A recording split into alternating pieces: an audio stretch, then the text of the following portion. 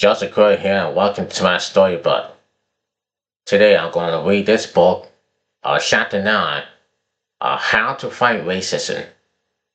Last time I have read Chapter 8 in this book. Now it's Chapter 9. Chapter 9, How to Fight System Racism. For many young black people, the killing of 18-year-old black teenager Mike Brown by a white police officer in Ferguson, Missouri, capitalizing their convictions to come into anti-racist actions. Anti-racist actions. I am one of those people. My resolve to fight for racial justice increasingly in the months following the killing.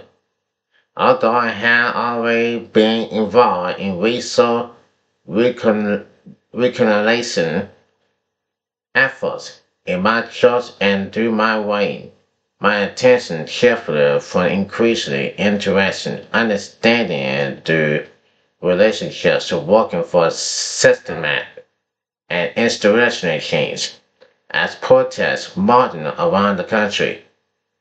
Like many others, I tried to make sense of the situation, driving heavily on the work of historians. I realized that fighting racism necessary working for change belong into personal level. Such systems change requires shifts at the institutional and policy level too.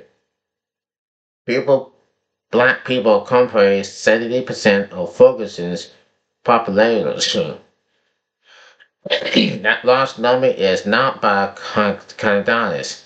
Residential segregation had been a practice in the St. Louis area as early as 1960. Harlem Baltimore, a shady plain England at the time said one goal of these Zulu practice was to prevent movement into fellow residence districts by people of color. This was reinforced by federal commissions and the National Association of Real Estate Boards and residential segregation presented into the late 20th century.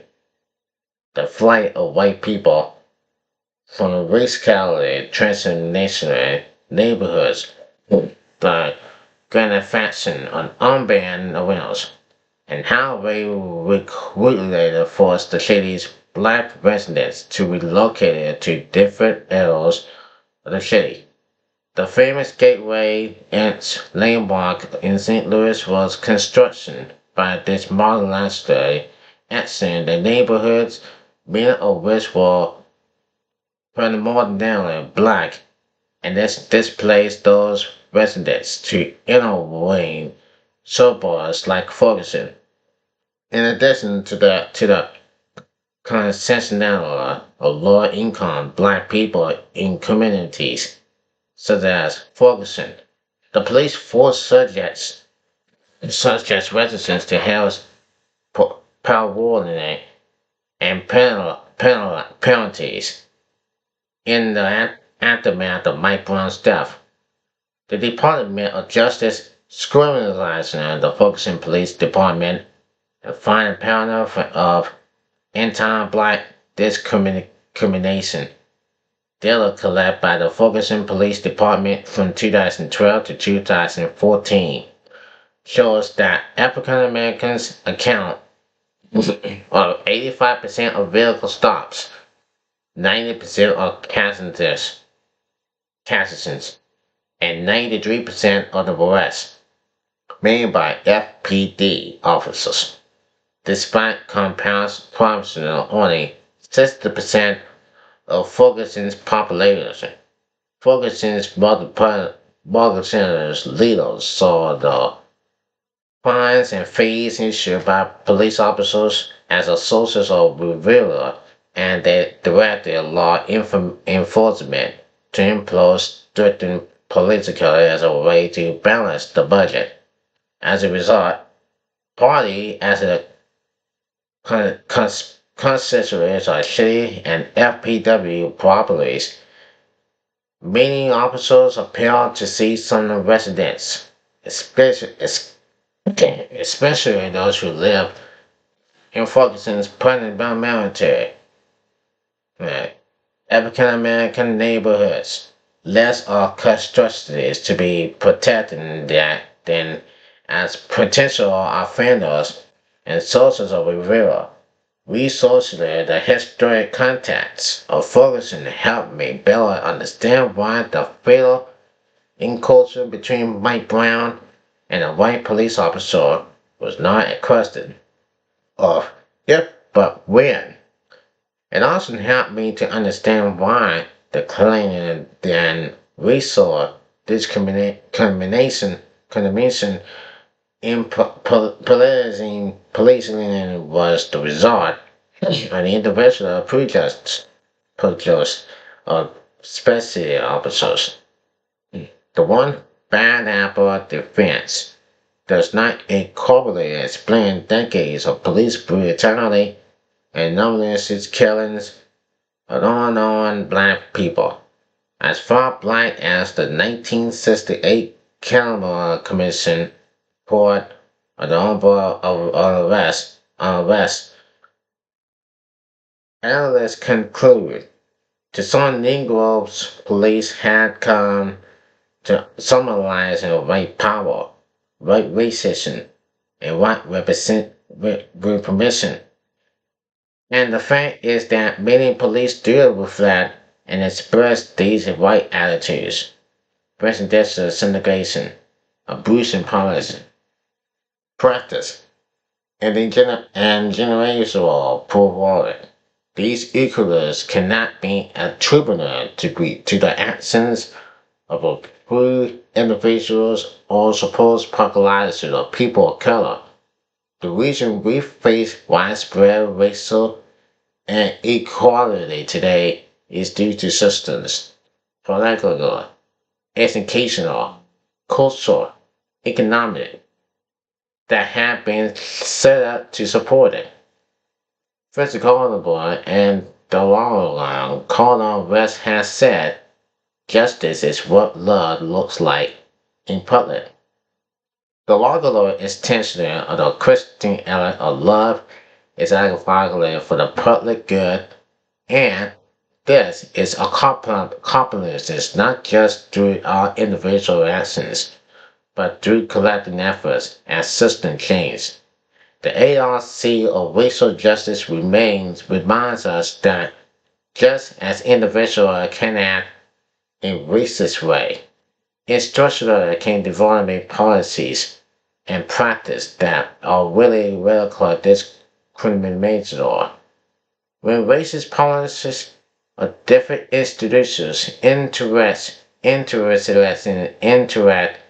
they create sectarian racism. This chapter outlines several ways to fight this systematic racism, and it often involves large-scale changes in the way we structure elements of scholarship. Accessory understandings. It is not just about individual behavior. Unfortunately, the reality of systematic racism means that we also acknowledge that a person's hardships are not merely due to their actions. Some believe that people are poor because they are lazy or unmotivated. A poll conducted by the Washington Post and the Kaiser Family Foundation revealed that 50% of white evangelicals protesting this blame poverty or the lack of effort. Compare this to 64% of black Christians who attributed poverty more than to circumstances. This divide over the cause of poverty is politically present as well. Among Democrats, 26% blame a lack of effort and 72% blame circumstances. Among Republicans, 63% blame lack of effort and 32% blame circumstances.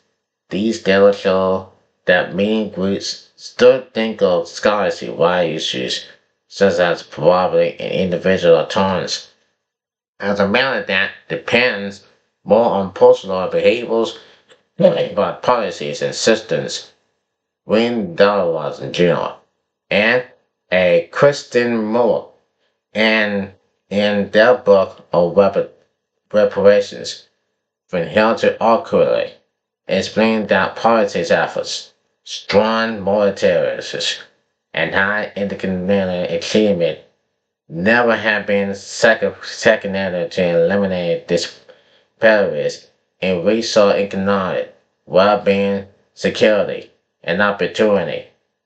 What is needed in the fight against racism is a focus that takes into account the individual's circumstances while also talking about taking action to combat the undoubted systematic injustice.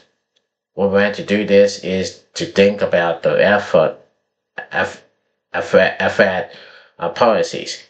In the book How to Be an Anti-Racist Unbalanced Ants, Kendall explains that a racist policy is any measure that produces or sustains racial inequality between racial groups and be defines a policy to include written and unwritten laws, rules, procedures, processes, regulations, and guidelines that govern the people. There is no such thing as a race neutral policy. Every policy is producing or sustaining either racial equality or equality between racial groups. For example, consideration that under in the 1986 Anti-Drug Abuse Act, which was finally revised in 2010, federal policy requires a 5-year mandatory minimum sentence for defendants found with just 5 grams of crack cocaine. But that 5-year penalty was only triggered at 500 grams for powder cocaine. Same drug, different forms, let at 100.1 sentencing disparity. On its face, this law has nothing to do with race, but there was racial based embodied in the law because of its relation to low cost. Crack cocaine is more accessible for poor Americans, many of who are African Americans. Conventionally, powdered cocaine is much more expensive and tends to be used by more affordable white Americans. Fighting racism means looking at the operating system of our scholarship and evaluating with protocols or correct or political resource injustice. It's about impact, not intent. In most legal procedures, the plaintiff has to prove that racial discrimination was the motivating factor behind the creation or the implementation of the correct policy. This is a high, often impossible standard because it requires verifiable evidence of a person or a group's intent to discriminate based on race. Something like a recorded phone call, an email, photo, or eyewitness testimony when the preparation demonstrated racist motivations. The problem is that even overt racists know enough to consider their beliefs, and even if such evidence is found, one can easily claim, "I didn't mean to be racist." In many professional organizations and in politics, the definition of providing a racist intent means that almost nothing is ever deemed racist. Instead of focusing on intent, more attention should be paid to the impact of or outcome of the action. If the result of the political policy is to generate or sustain racial inequality, then such a policy might be racist. Racial justice advocates must recognize that while intent matters, impact is what is critical, and in evaluation the fairness of a rule or practice. We must look at outcomes to evaluate whether a policy moves us further towards racial justice or future funding. What is work covenant? This chapter may be difficult for those who consider themselves politically considerate, but just as we should not pursue consensual solutions simply because they are needed, we should not pursue patents simply because they are friendly.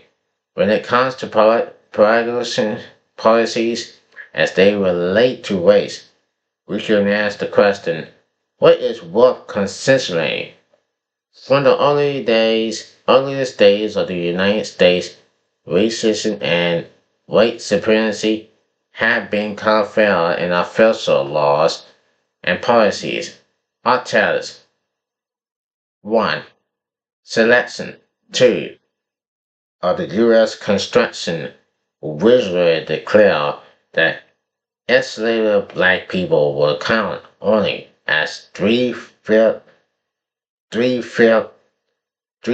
of a white person, and the formula to determine state population for tax action and representation proposed. The Dred Scott decision of 1857 declared that black people were inferior and altogether unfair to associate with the white race, and that black people had no rights when the white man was bound to respect. Until recently, states such as Florida had a lifetime ban on voting for convicted felons even after they had served their sentence, because of racism basis in politicians are an arrest. Laws concerning the vote had the most harmful ramification of racial and ethnic minorities. When racial inequality gets scrambled into policy, those policies must change. Racial progress and the political relation necessarily implies progress in policies. Even though progressive has taken on a policy and cultural signification on its own. In this context, it simply means progression beyond the harmful rules and practice that creates and maintains racial inequality. Wherever you fall on the politics spectrum, from conversational to progressiveness, we should be able to agree that doing the same things that got us here will not move us further down the path of racial justice. Racial justice practice. Activists for voting rights. In 2018, Stacey Abrams became the first black female to run as the gubernatorial candidate of one of the two major parties, a libertarian law, and a Democrat. Abrams has served in the Georgia House of Representatives from 2007 to 2017, and was the major model leader for the most of that time. Many speculated that Abrams might have become the first black woman in U.S. history to serve as a governor had not been for the super permission of voting rights. Auburn's opponent, Brian Kemp, was also the Secretary of State for Georgia during the campaign. His office had the responsibility of the judgment and monitoring the elections. In a clear conflict of interest, Kemp had the power to influence the election in a way that favored his chances of winning, and but a bit like serving as both the referee and a player in a tennis match. From 2012 to 2018, King's office canceled more than 1.4 million voter registrations, and nearly half of those cancellations occurred in 2017 in what he called voter war maintenance. Then, in the months immediately preceded the November 2018 gubernatorial election, the Secretary of State office held up 53,000 pending voter registration applications.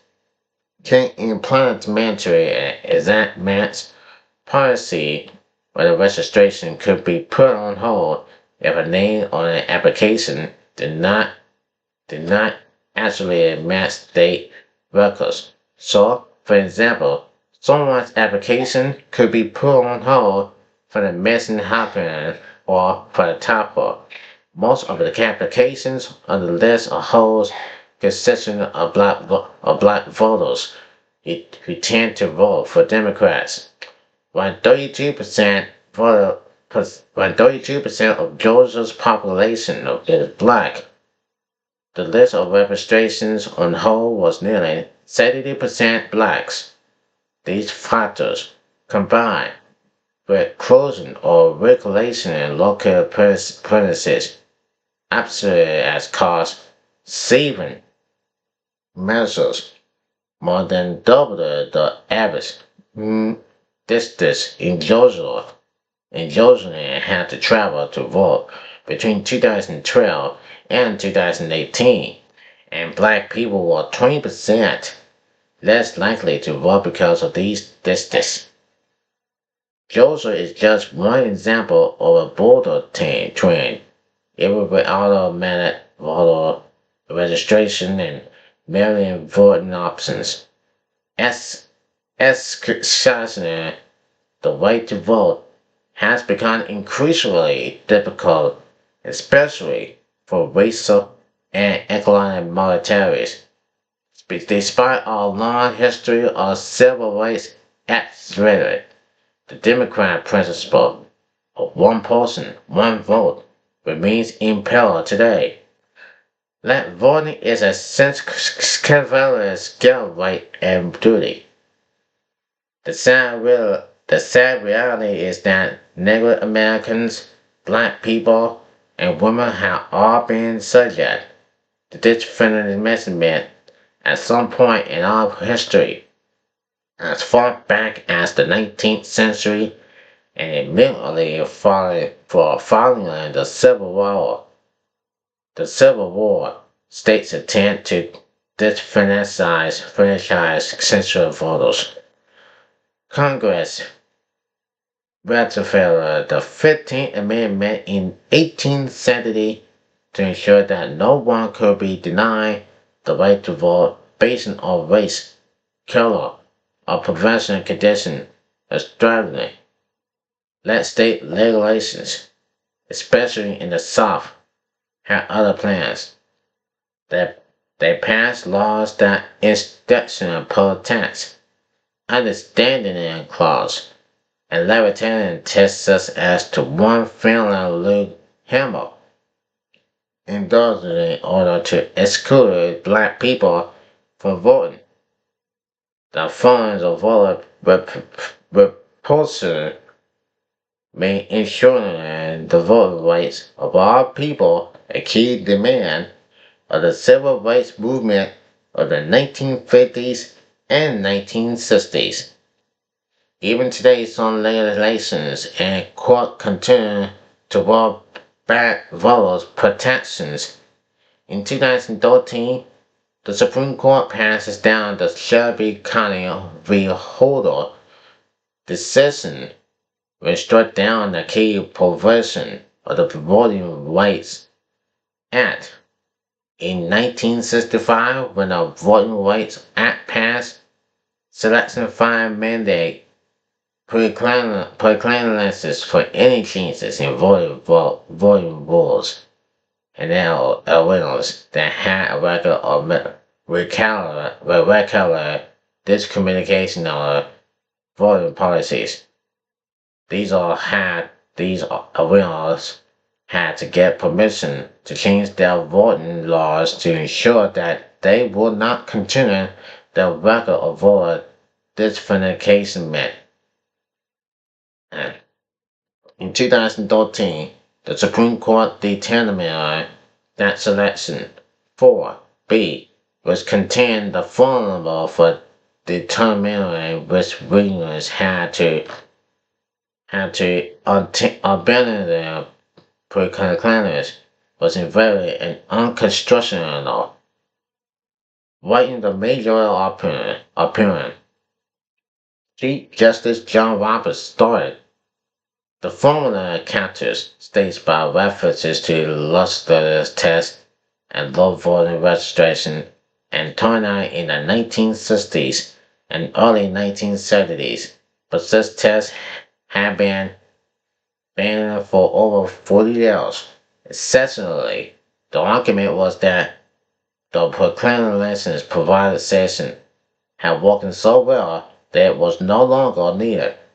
When striking down the war, justice effectively removed a key tool that ensured states would not restructure voter suppression practice in the future.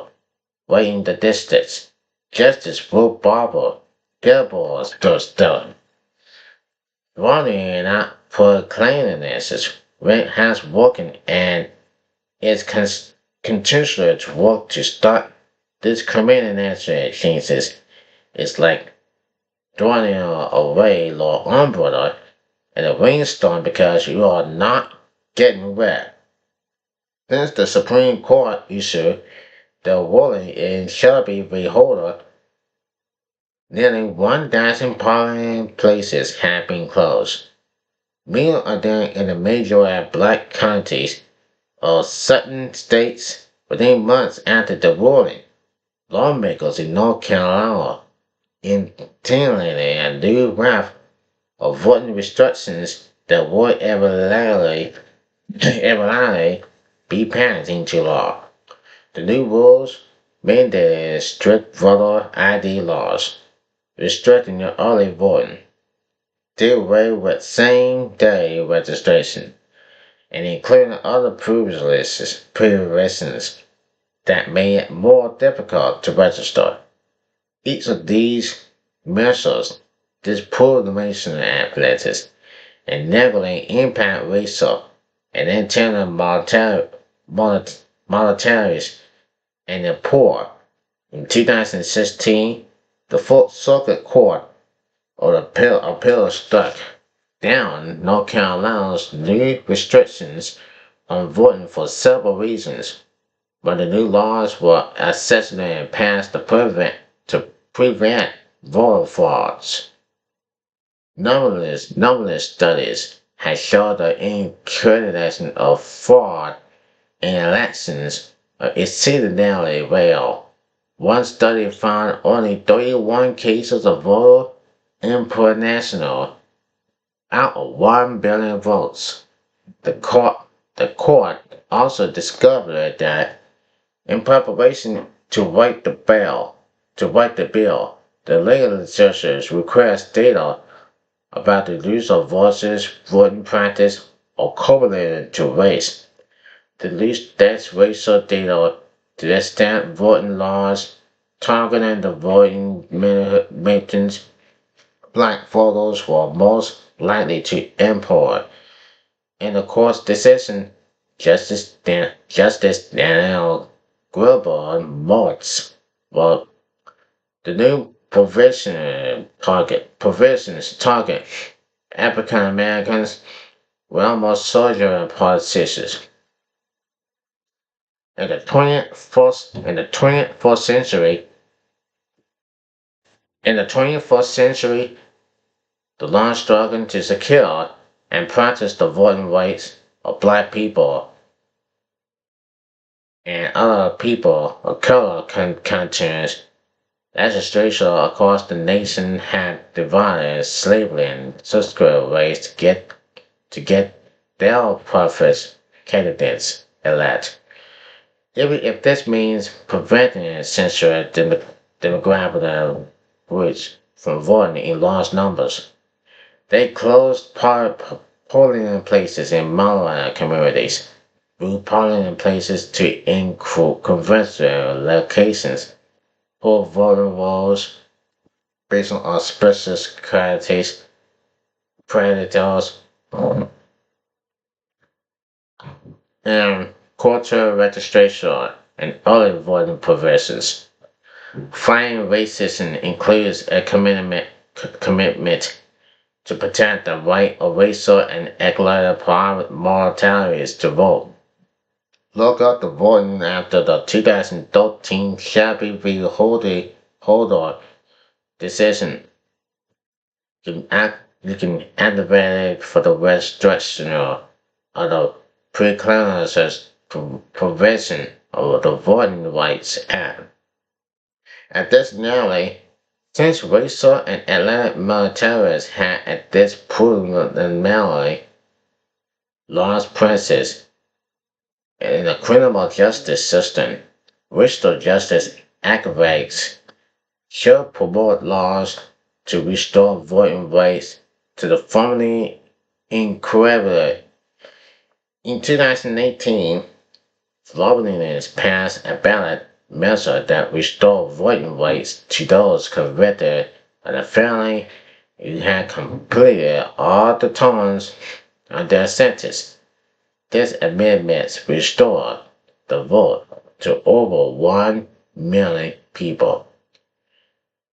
2 states, Maine and Vermont, even permit increasingly people to vote from prison during local, state, and national elections. You can become a observer and report any measures that make it harder for people to vote. In addition, you can ensure that people who are unable to vote are registered through the voter registration rallies and drives. You can also help people on election days by providing transportation, information, and other support to ensure that voters get to the polls. Voters turn out in the United States trails other democracies around the world.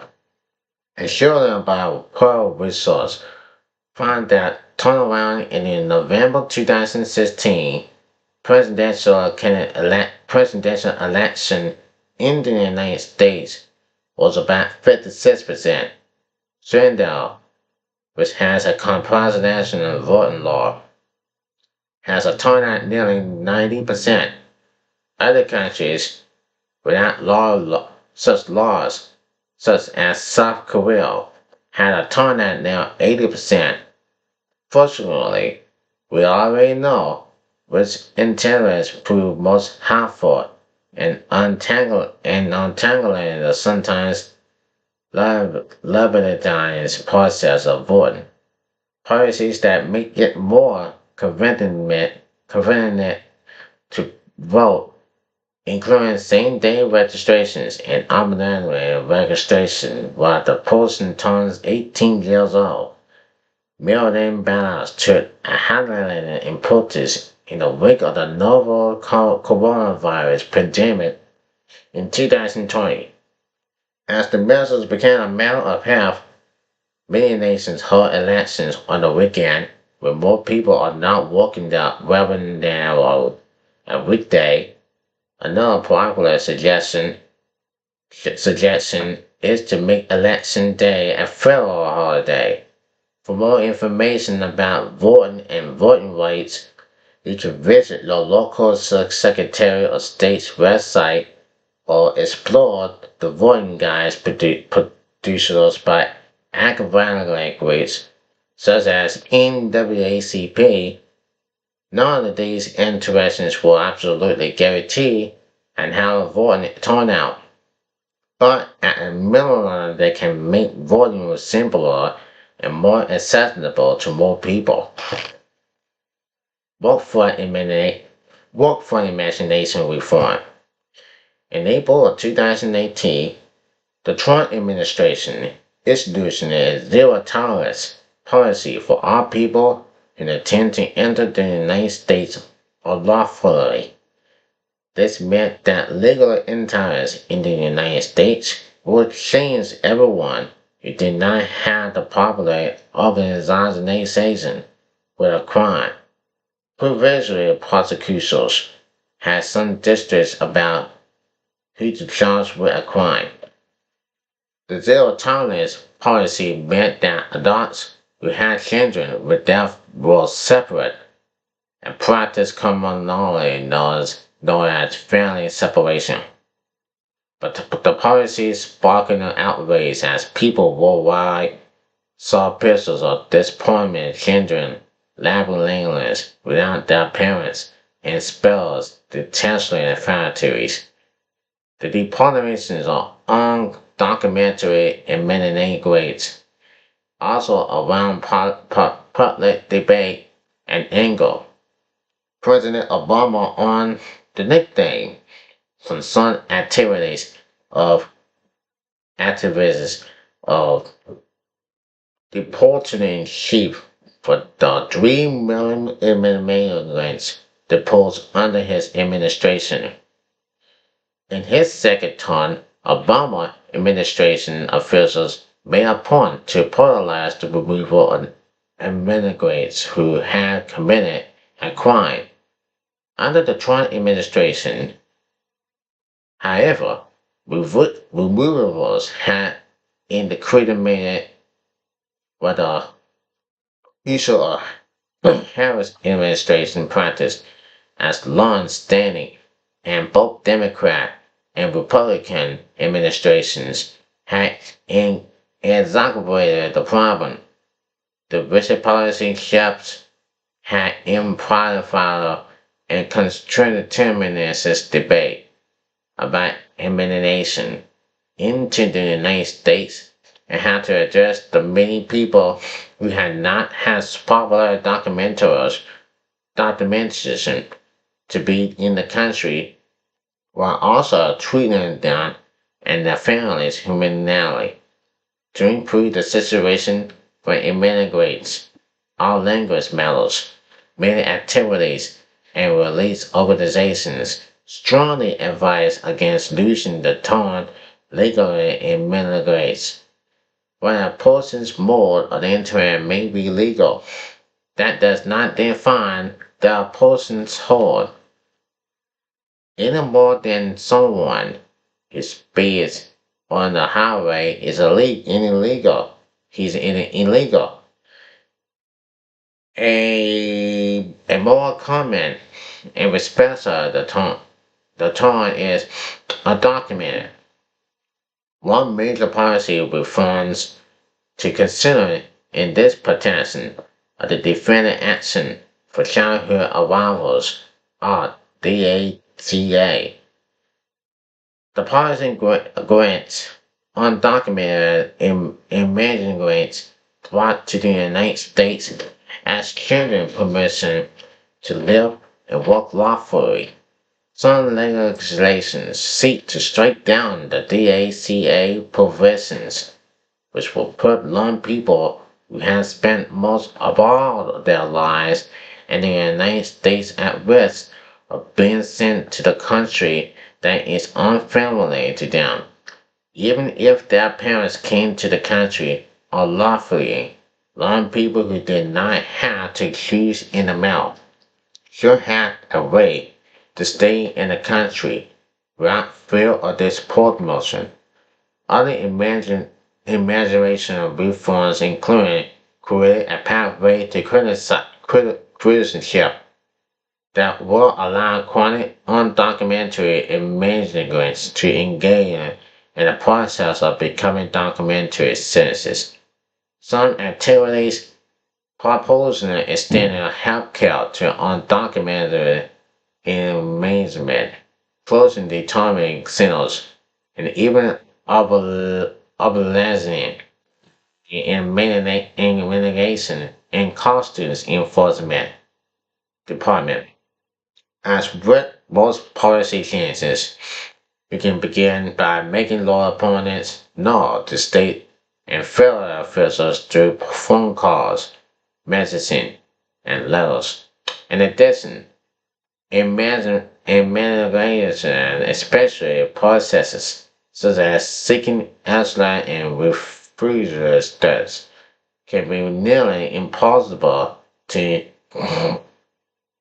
negotiate without legal representation. Donate to organizations like the Immersive Justice Corps can help. Other organizations such as World Relief help raise awareness and provide direct assistance to immigrants, pay reparation to Black people. The devastating novel coronavirus in 2020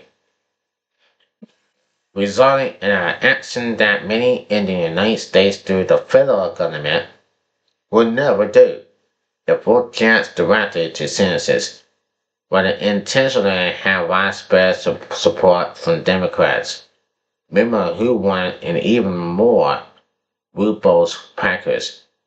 Even Senator Majority Leader Mitch McConnell said state Republicans want to put cash in the hands of the American people.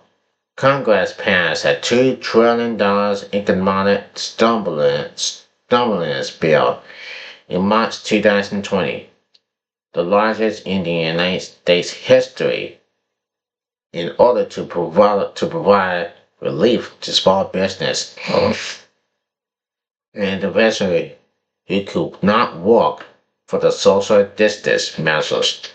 Part of package including direct payments to available people up to $1,200 per adult and $500 per child. The necessities of coronavirus crisis highlight the federal government's indiscernible and impressionable will to work for the common good.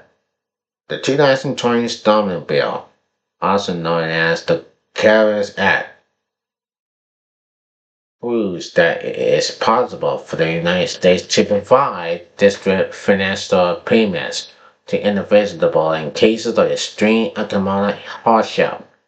Black Americans have faced extreme economic hardship in the United States since their ancestors were first brought over on slave ships. Slavery, at its most basic level, was economically exploiting systems that boosted the profits of plantation owners by the privately enslaved African laborers or race. They spent countless hours laboring and sweating in the heat over to retreat to spare quarters at the end of the day and start all over again the next morning.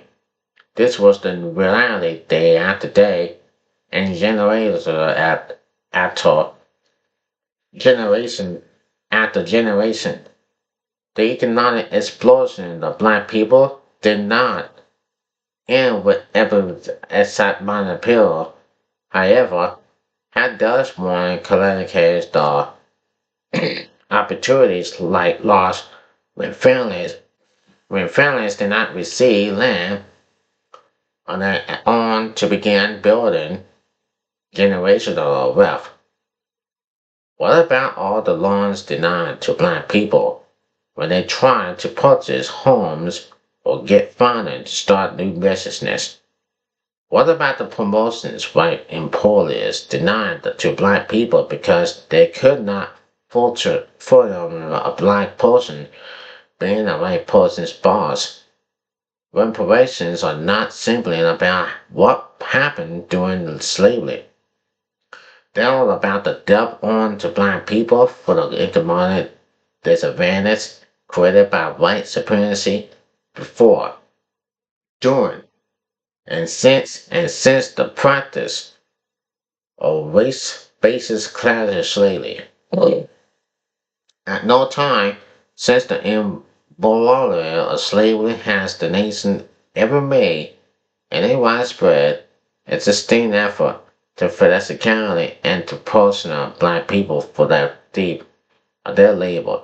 It did not happen in the jails immediately following the Civil War when the fundamental of slavery could be direct pay, and it has only gotten more complicated and less likely in the decades since. To this day, black people are still struggling to overcome the financial efforts of the enslavement of their ancestors. In 2016, a 2016 report by the Slavery and Construction Finances revealed that the million report by the Slavery Construction Finances revealed that the middle household wealth of black families is just one tenth the wealth of white households. Another report found that the gap between the white households and black and Latino households is actually increasing and will get bigger if nothing is done. If every black family wealth continues to grow at the same pace it has over the past 3 decades, it will take black families 228 years to amass the same amount of wealth white families had in 2013. To put that time frame in perspective, that's just 17 years shorter than the 245-year span of slavery in this country. The report states it will take Latinos 84 years to gain the same level of wealth that white families had in 2013. Any serious racial justice effort must consider the financial efforts of racism. Reparations, which simply means repair, is one way to address the wealth gap due to racism. In the book From Hell to Equality, reparations for Black Americans in the 21st century, William Sandy Dewey Jr. and a Kristen Moore, two of the most prominent advocates of the federal reparations, define reparations as a program of acknowledgement, awareness, and concern for the general injustice. They further speculated that in the case of African Americans, reparations include the economic costs associated with slavery, legal segregation, Jim Crow, and ongoing discrimination and segregation. Economists and other experts had devised a variety of models to communicate the exact dollar amount of what would be on to Black Americans and the Princess Day. Delaware and Moore in the freezer that any lawyer for reparations must seek to close the racial wealth gap because wealth or not wealth is the most powerful indication of the integrational efforts of white supremacy on black economic well-being. They base their mobile for the communication reparations on the value of the 40 acres than free black people did not get after the Civil War. Setting the size of the reparations fund can begin with a calculation of today's value of those long ago promised 40 acres. The most constructionally estimated of the total amount of land that should have been allocated to the 40 million freemen is 40 million acres. The percentage of overall land grant of that size is approximately 1.5 to 2 trillion dollars. And if there are about 35 million black Americans who will be unable for reparations, this middle or baseline estimate will amount to $40,000 to $60,000 per person. Payments could be made in a lump sum or spread out over a period of years in order to prove their accessory and involve people attending to exploit the system for consideration. Money recommended two such categories. First, U.S. citizens will need to establish that they had at least one ancestor who was a slave in the United States after the foundation of the Republic. The second factor is they will have to prove that they're self-identifying as Black, Negro, Afro-American, or African American at least 20 years before the estimate of the reparation program. When so many resist the idea of paying cash reparations, it should be noted that governments, including the United States, had done something similar in the past. Germany had paid about $50 billion to Holocaust survivors, and finally, Japanese Americans confined to internment camps during World War II, receiving an apology from the government and $20,000 per victim. No dollar amount can compare there for this condemnation and suffering Jewish people and Japanese Americans endure. But these historic explanables serve as presented there for reparations to black people. No attempt to secure reparations for black Americans can start without support from the public and Congress. As a start, aggregate case can support H.R. 40, the Commissioner to study and devoted reparation proposals for African Americans Act, which is a bill to establish a federal study committee or reparations to African Americans. The Commissioner will assemble one, the role of federal and state governments in supporting the instruction of slavery. 2. Form a discriminations in the public and private sectors against free slaves and their secessionists. And 3. Longitudinal effects of slavery on living African Americans and society. John Carlos of the U.S. House of Representatives first introduced the bill in 1989. After 30 years of little trials for the bill, Congress finally held a hearing about reparations of Juneteenth of 1919. Juneteenth of 2019. Racial justice activists can accelerate the process of paying reparations by bringing attention to the issue. Support of the study commitment is a first step. Calling and writing letters to senators and representatives in support of reparations is another.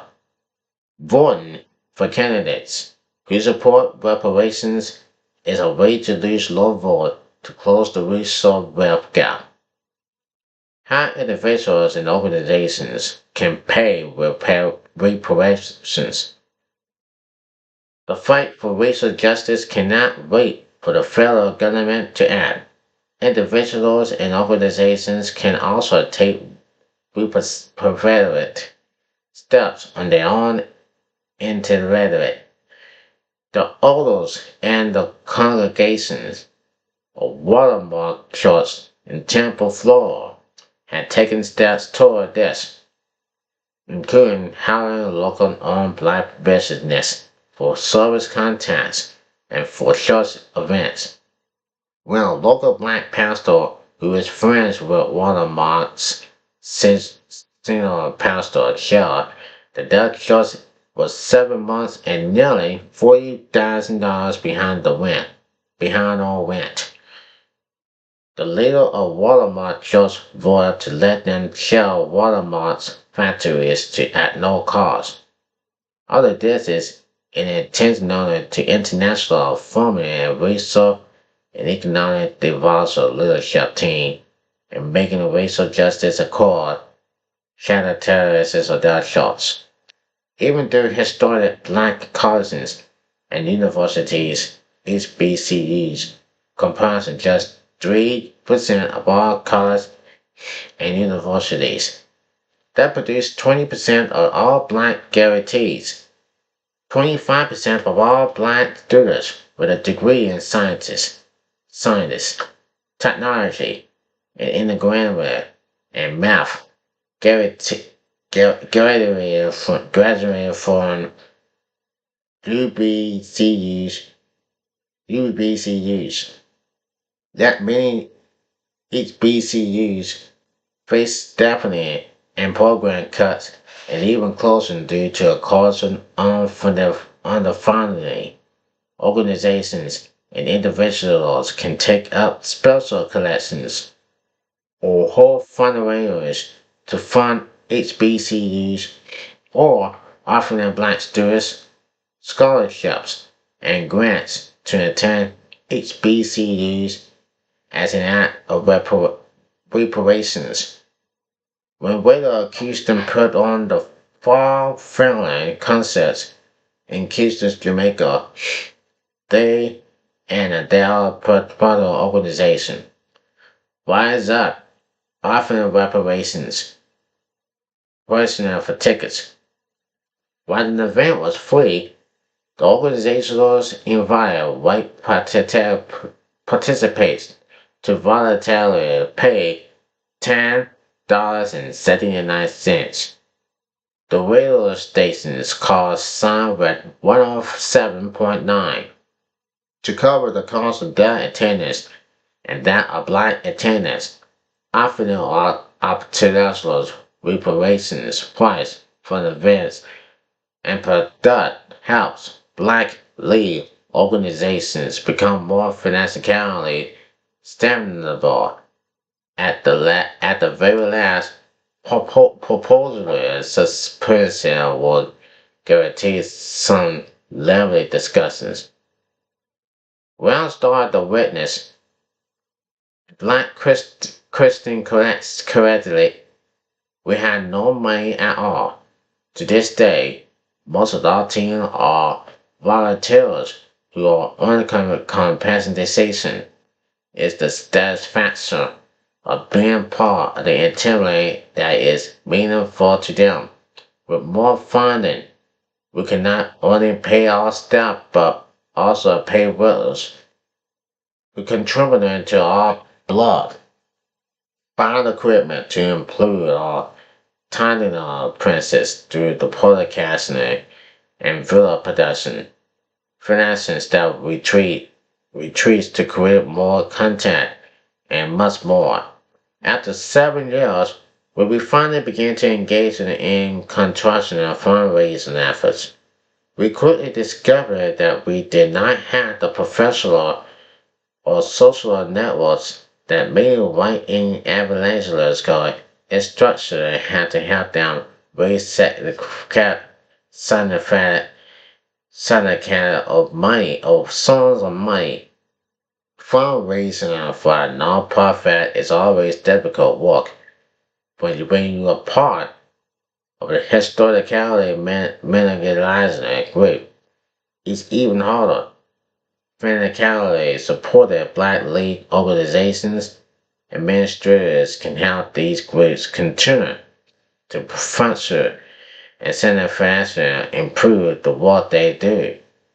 But there is those exclusive for financial contributions. One might also consider in-kind contributions that come in the form of service or as a process.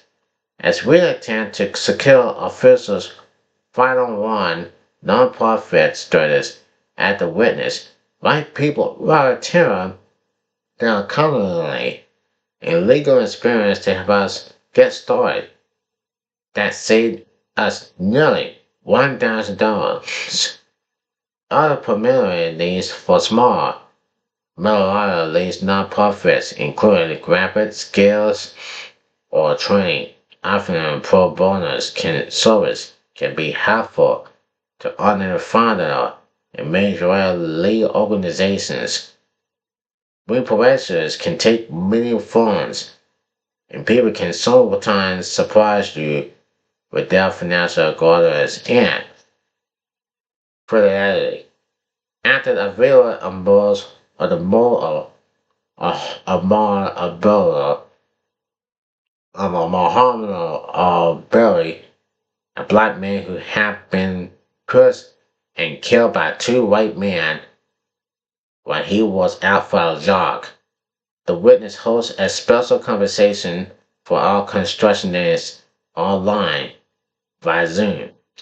We are blessed to have many black activists who want to help members of our team process this traumatic event.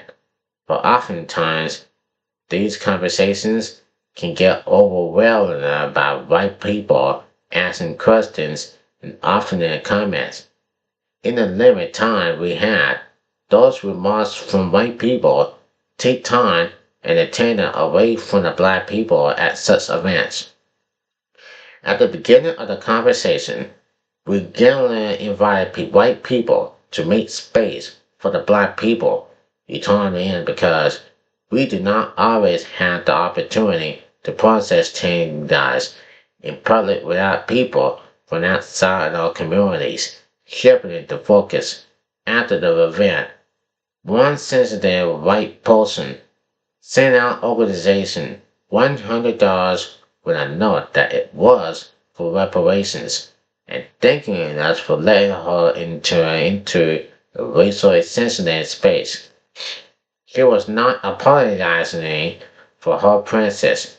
She was merely recognizing that as a white person, her attendance can alter the social and cultural dynamics in ways that may not be helpful for racial and economic minorities. As also specialists are general demonstrated an awareness of the need for reparations and spoke created in ways to offer financial resources. Reparations is a controversial topic for some people. It shouldn't be. Reparations simply means repair. Once supremacy has decreated black wealth and opportunity. No subsequent residences have been applied. People too often mistake the discriminatory or censor discriminatory practice for progress. It is good that laws have been passed. Laws has been passed to ban racial segregation, permit interracial marriage, and accessory holidays condemning organization, civil rights leaders. But this is not reparations.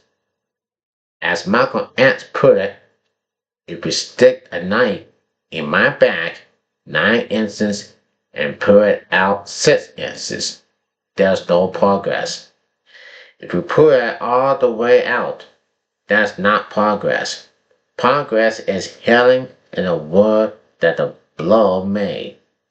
The racial wealth gap is a bleeding wound of racism that will not heal apart from the compensity and sustainability policy of financial reparation for black people in America. Before answering about the complexity or probability of reparations, first ask whether it is right. The past cannot be charged. The past cannot be changed. But the future of wealth distribution is entirely up to us. Criminal justice informed. In my daughter's sentiment at Garrett School, my department chairperson emailed me with a special opportunity. She asked if I was interested in being the teaching assistant for a class on African history. There was nothing too unusual about this request since I was required to assist in a class every semester. But what was different was that the class will take place in the Mississippi State Penitentiary, otherwise known as Pocahontas Farm, and the students will be incredibly man. So for the next 16 weeks, I made the drive to Sunflower County in the heart of the Mississippi Delta. Prisman is the oldest person in the state, and it owns and announced total reputation for running a plantation, while guards forced incarcerated a black man to clear the land and plant and harvest cotton. One historian of the portion wrote, the convict's condition following the Civil War was much worse than slavery. The life of the slave was vulnerable to his master, but there was no financial loss. If the convict died, even though the person has undergone many changes since the founding, it is still sustained in the middle of threatening fears that conjure up the days of slavery and sharecropping week after week. I got to know the man inside not as prisoners, but as human beings with hopes, humor, integrity, coercion, and friendliness. Many have broke the law and helped others, but as laws and activities, Brian Stevenson often says, each of us is more than the worst thing they ever done. Criminal justice in reform is a pressing issue because of the senators attempting to incorrect qualification. It is easy to ensure that if people are guilty of a crime, then they deserve whatever punishment they receive behind bars. But it is important to remember that the process of ending up in prison is flawed and unfair at times. Extremely racial depository says that the right effort gets people in prison. It gets people in prison. The Sensitive Project, a non-profit group that works for a family in Atlantic. Criminal justice systems finds that African Americans are increasingly in state prisons at a rate that is 5.1 times the imprisonment of whites.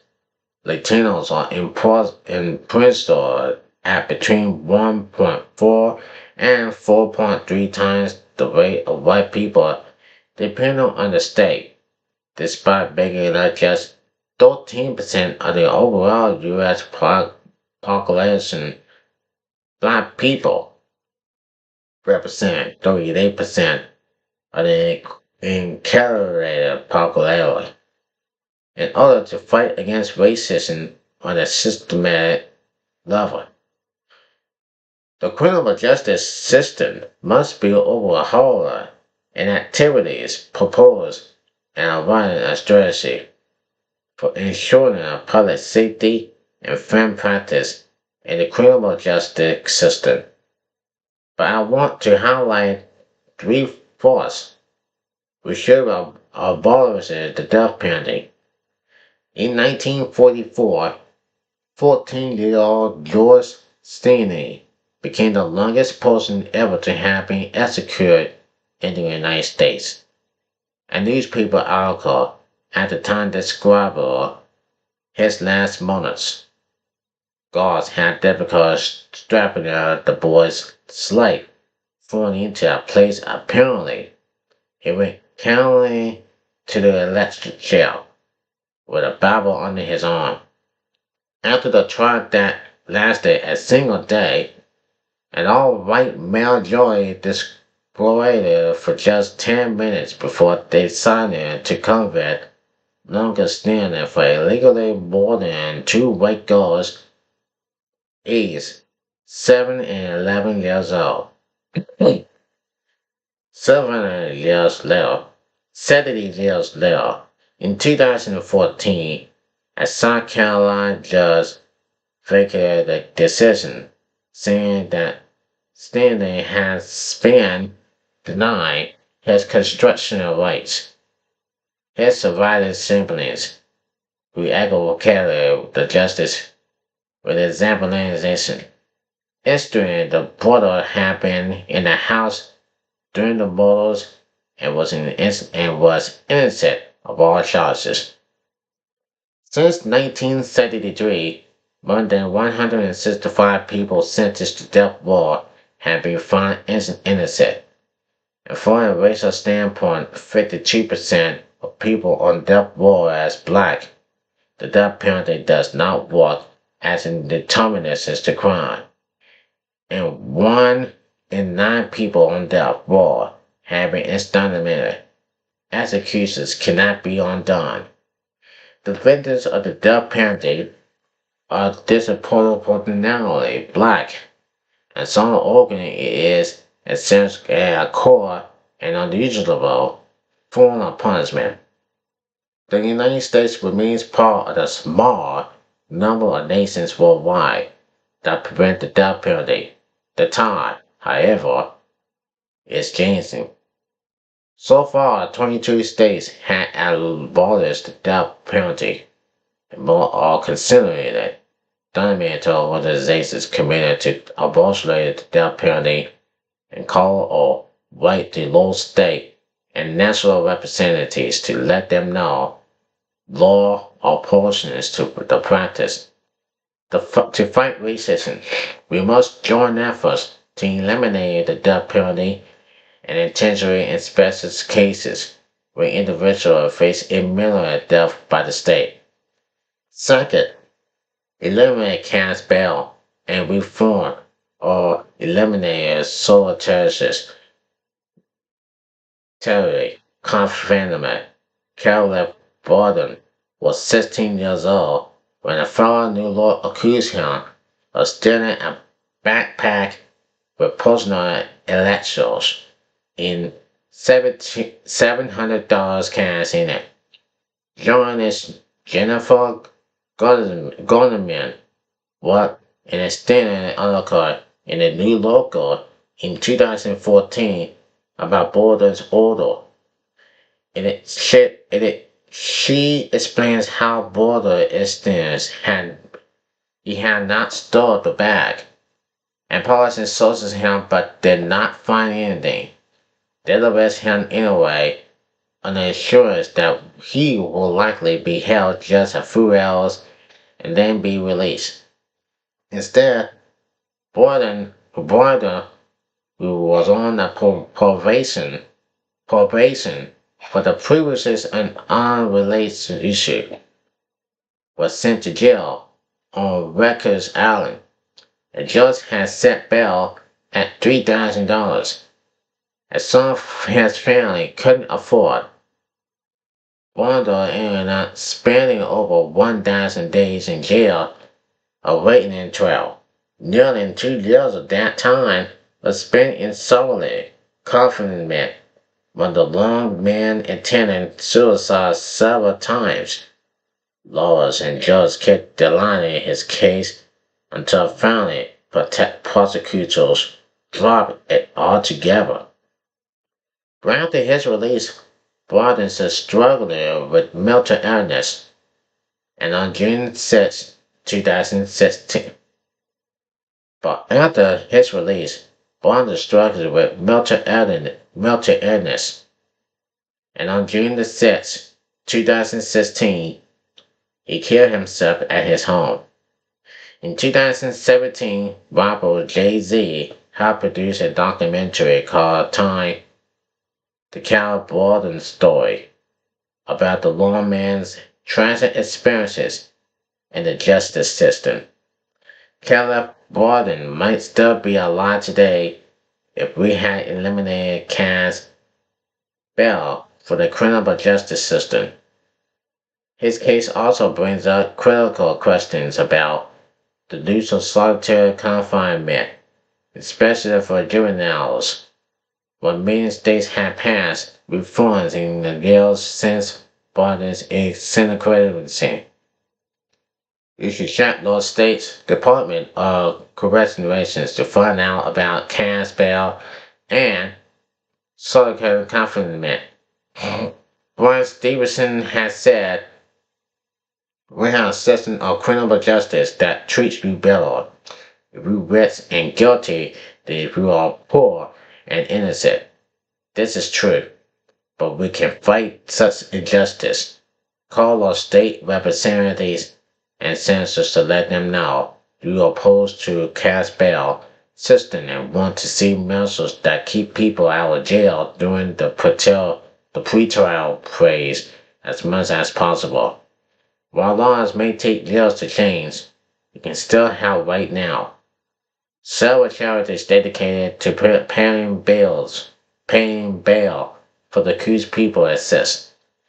You can donate to organizations such as the National Bail Fund Network and the Bail Project to help people get out of jail immediately and avoid the criminals and abuses and incarceration. Third, we need to overhaul the police practice. It may be difficult for white people to understand that to many black people, the police are not a welcome presence. In the 1960s, activities is Oakland forming the Black Panther Party, but most people are likely not aware of their full name at the time they were founded. The Black Panther Party for Self-Defense. Members forming the police patrols to monitor how people conducted themselves during encounters with local black community members, and included in the 10-point platform was the demand to reduce police brutality. We want an immediate end to police brutality and murder of black people. The murder of George Floyd in May 2020 brought the issue of entire black police brutality crashing into the border nature constitutionally again. In the wake of the murder, Activities called for much more sweeping changes in police. Hashtags such as abolishers the police and defund the police began trending on social media. Melanie Calva, a leader voice in the police abortion movement, organized the reforms such as employment basis training and entirely or force policies do not in fact reduce the violent intention by police by violent interior by US style policy. Enough. We can't reform the police. The only way to dismantle police violence is to reduce contact between the public and the police. Walt Corbett. A key element of embezzling the police is defining the police. Angela Davis, an economic and activity visit who has been involved in black freedom struggles since the 1960s, explains that defunding the police is not just about taking funds away from redirecting them for, but effectively measures that preventing the need for private police in the first place. It's about shifting policy funds to new services and new instructions. Mental health counselors. It can respond to people who are in crisis without arms. It's about shifting funding to education, to housing, to recreation. All of these things help to create security and safety. The police-related killings are unnamed black people crying out for changes in the way law enforcement is conducted in this country. Well, we made different on strategies. Those strategies should be evaluated and debated, and the most opposing people should be at the heart of conversation. The most effective changes in the criminal justice system will reduce harm and increase the ability of communities to access the resources that prevent crime in the first place. Promote economic funding for public schools. In numerous ways, people with the resources and racial violence have sought to keep their schools separate from those kids, which often refers to poor and working class students and families of color. This has resulted in the vastly equality in funding and educational outcomes between white students and students of color. This problem is often represented as the achievement gap, but some have contended that it is more so a parliamentary term, the opportunity gap, since students of color had not been afforded the same opportunities as their white counterparts. People committed to racial justice must take the opportunity gap in public education as a separate concern. Today, over half of public education students attend colleges at graduate schools. Define as school with 75% or more of students who are either white or non-white. It cannot be acceptable in the 21st century that schools in many places are segregated, or even more so than they are in 1950s and 1960s. Racially segregated schools get vastly different fundings. Public schools get their money through a combination of the federal, state, and local sources with a majority of funds coming from the level two. At the local level, problem tests determine the level of funding for political schools. Boundaries for school districts are often drawn in such a way that more affected districts are separated from poor districts in both rural and urban areas. Thus, one school district may receive more funds because they have more money from probability tests, while a district short districts away may receive much less funding because the test base is similar.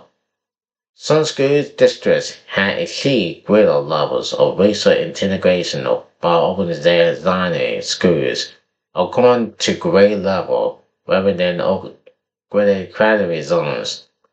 Nearly half a century ago, in the town of Clinton, Mississippi, immediately West Jackson officials made the decision to stretch to the schools in that district in this way. Intermediate age students will go on to one school, junior high students to the north, and high schoolers to the north, school regardless of the location of their homes in the city. Today, Clinton public schools define the term of segregation of the over 5,000 students in the districts. 54% are black, 36% are white, 6% are Asian, 2% are Hispanic, and 2% are composed of other racial and ethnic groups. Half the students are considered low income.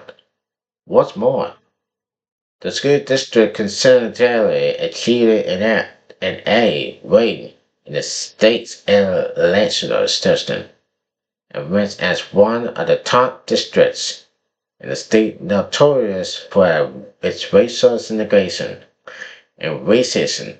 Is not as if schools were a higher level of racial diversity had eliminated racism in their ranks. They still have plenty of problems, but such schools offer activities to the hyper progression nation that cannibalization in many places are learning. Equally in the public education is the goal. Black people and other people of color are not vulnerable simply to sit next to white people. In fact, there are risks of changing the community documented on the majority military school with the introduction of white students, students and parents. Those places may become more vital where racial tensions are delivered. There are messages of uplift in efforts to avoid conflict, but there are benefits to racial integration. According to economists, according to economists, Philip Walker, racial integration leads to higher income and more yields on education for students of color. It also reduces racial prejudice among white students. Fighting racism to public education requires racial justice acolytes to push districts to withdraw their boundaries to include poorer neighborhoods and ones with more students of color. Lawmakers must change policies that keep neighborhoods racially and economic segregation, and thus result in segregation schools. Much more could be monitored. Research its policies in healthcare that these pulmonary effects and environmental degradation on communities of color and continue discrimination in housing and real estate, to name a few. There is no shortage of cause you can get involved in once you realize the systematic and institutional nature of racism. The commitment part of the ARC of racial justice require acknowledges that policies, not just the personal attitudes of individuals, perpetuate racism too. Those policies must be changed in order to promote racial justice. For too long, the discussion about race has focused on the intentions and feelings of individuals, and this has allowed people to sidestep the necessity of addressing systematic racism, but confronting the intergalactic pattern of practicing and policies that create and maintain racial inequality is what love people. It's what love looks like in public. And that's the end of this chapter in our book. Next time we'll do the final chapter, the 10th chapter in this book called How to Bring Lower Life to Racial Justice. Until then, I'm Joseph Kurt, and this is How to Fight Racism. Have a great time, and God bless.